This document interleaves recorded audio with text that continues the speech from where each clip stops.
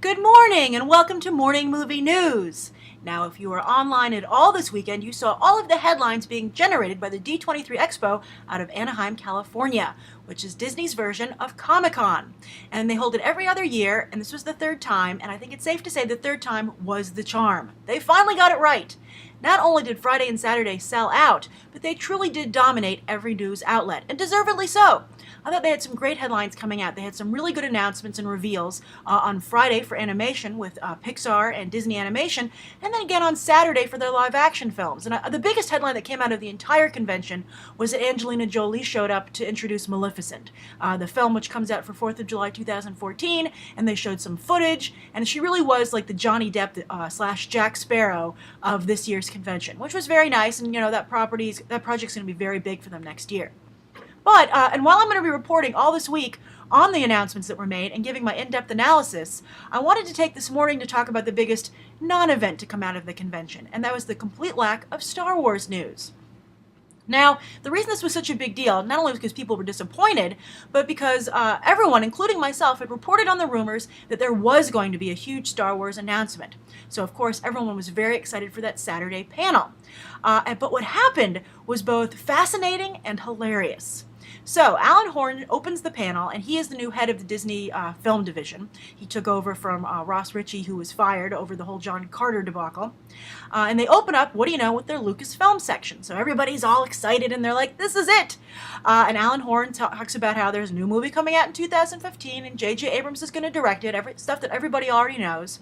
And then he says, I regret to tell you that at this time, I can't reveal anything else. And I think he thought everyone would just be like, oh, okay, we'll patiently be excited and wait for you to tell us. But instead, he got booed.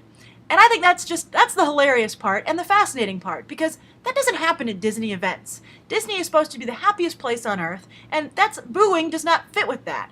But, you know, to some degree, I think Disney asked for this, in more ways than one. Obviously, they asked for it by not having a reveal.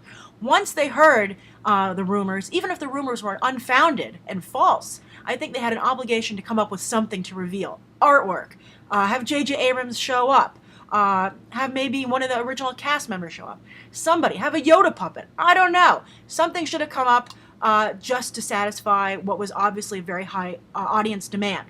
Now, also, the booing didn't turn ugly. This wasn't like vicious booing, which some Comic-Con events can get. So I think Disney should feel nice about that. But if they continue to be so mum and disappoint their fans, they could get the vicious booing. And that leads to the other element where I think Disney asked for this. And that is they asked for this by bringing in this type of fan that is okay with booing a company. And, you know, as everybody knows, Disney had a lot of fans already with their Princess collection, their animation. They were doing very well. But they really wanted, and this was the way the story was reported, they really wanted the male fan, the teenage fan. So they went and they bought Marvel and they bought Star Wars. Now, the reason I say it was reported that way is because you might have seen there was an article I saw this weekend about how, for instance, gaming has become almost 50% female in terms of audience. I think that these films like Marvel and Star Wars have a large female fan base as well. So I think it's really a misnomer to say this is they're bringing in the male demographic. They're just bringing in a different demographic. And I think a demographic that overlaps to some degree, because I am a huge Disney fan and I am a huge Marvel and Star Wars fan. I go to Comic-Con, I go to Disney World all the time. But I act differently at each place. But I think when Disney decided to meld the two and bring them together, they might be opening the doors to a different kind of experience. And so, because for instance, I wonder, once there's booing at one Disney event, will the booing travel to other Disney events? Let's say a stage show doesn't start on time. Will people boo? It's like, you know, it's like opening the doors, because what once seemed taboo suddenly seems okay. So I just, you know, Disney's really going to have to stay on their toes. I wonder what kind of meeting they're having this morning after that happened and seeing that headline being generated. Alan Horn booed at D23 Expo for lack of Star Wars news.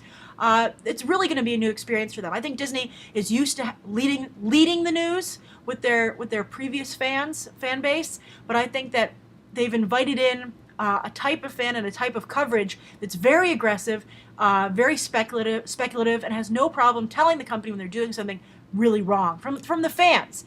You know, people have been always happy to bring up when the animation's not good, but also, you know, you're seeing it a little bit in animation with their lack of, you know, hand-drawn animation as well. You know, the fan base is becoming more vocal. So maybe it would have gotten to the Disney fan eventually, but it might be sped up by the fact that they brought in that Star Wars and Marvel contingent. So, welcome to a brand new world, Disney. You wanted it, you got all of it. You can't just pick and choose when it comes to Star Wars and Marvel fans. So that's the first story of the day. The second story is that Now You See Me has become a sleeper phenomenon. The film was made for about $75 million, and it made a little over $100 million here in the U.S., but it's crossed the $100 million mark overseas as well, and it's on course to finish with about $275 million worldwide. That's just amazing. That is such a big gross, especially for that kind of film that was such a small film. And because of that, Lionsgate is prepping Now You See Me 2, or Lionsgate Summit is prepping Now You See Me 2. So there will be a sequel. Anyone who's seen the film knows that they do set it up for a potential sequel, and I think it's great. I really loved the movie. I thought it was really well done, as you might have seen in my review. I really liked Mark Ruffalo's work in the film, and Jesse Eisenberg. And Woody Harrelson really was a fun cast. I got the chance to interview them at the junket down in New Orleans. And so I think it's really exciting that to see a small film like this succeed and to be rewarded. And because it did so well, they might get a bigger budget for the sequel, which means we could get even bigger, better magic tricks. But part of the charm with the first one was that it did use conventional magic as well. But hopefully they can just make an even bigger, better picture for the second time around. And that's just very exciting news. And nice for Mark Ruffalo and Jesse Eisenberg. Nice for Mark Ruffalo to have a success outside of the Avengers. And very nice for Jesse Eisenberg to have a commercial success. I think The Social Network was successful to some degree, box office-wise, but that really got its cachet from its awards. But for Jesse Eisenberg to score at the box office is great news for him. It's great news actually for everybody in that cast. Not a cast of box office scorers, but together they are mighty. So those are the first two stories of the day. And it was a light news weekend because D23 dominated the headlines so much. And as I said, this whole week will be about D23. So I wanted to take the third section here to kind of answer a lot of you have been asking what happened to audience reviews. And I mentioned in the comments, I did answer that in the comments section, but I think a lot of people aren't seeing it. So I wanted to discuss it here. Basically, audience reviews have just, their time came and went. Unfortunately, this was a decision I want you to know I did not take lightly. It took me all summer to make it, and I very carefully was watching the numbers, the view counts on my reviews and the audience reviews, as well as the comment section. And there became it became a point where my reviews were doing better in terms of viewership, and audience reviews were not only doing poor in comparison to my reviews, but into all the videos on my site, they were the least popular. They underperformed significantly, and also they couldn't compete with other other movie reviews because, and I think this is for several reasons. First, the audience reviews, they have to get up at the latest point possible, and that makes them uncompetitive in terms of because the earlier a video goes up, the better it is. So because YouTube is very much a speed game. So the audience reviews were losing in that regard right there. Second of all, there were just so many complaints about them in the comment section.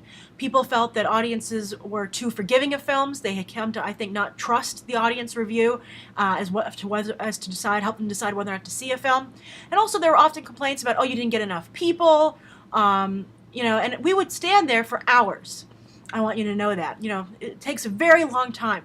It takes all day Friday to make audience reviews. And it can be very taxing to stand there and to only walk away with 3 people, even though you've been there to cover 3 showings. And that's just all who wants to be on camera.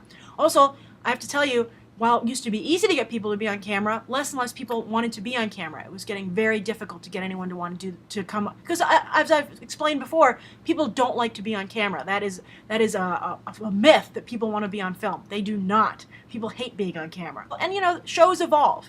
And on that note, I want you to know the audience participation factor is not going away. In fact, I think this is going to be something that opens it up more to you. Because a lot of you often write me and say you wish you could be on Beyond the Trailer, but you don't live in New York City. Well, that is no longer going to be a problem for you, because once a month, one of you will be a guest star on Beyond the Trailer.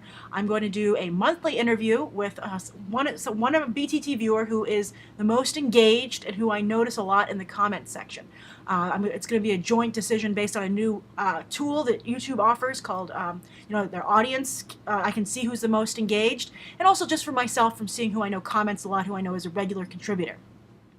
And I think this is going to be very exciting because it's going to allow to get more international voices, more diversity on the show.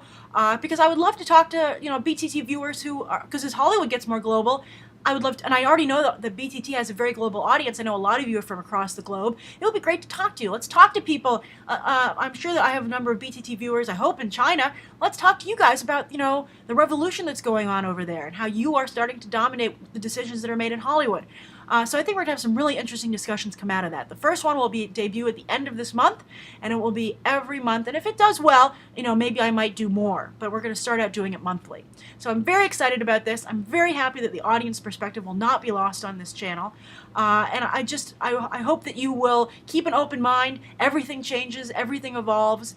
And just know that I'm excited for this next chapter. I'm excited to get to talk to more of you. And I hope you're excited to potentially come on the show. So that's today's morning movie news. I hope you enjoyed it. Write down below what you would like to see maybe discussed tomorrow and any questions you might have. Thanks for watching. Bye.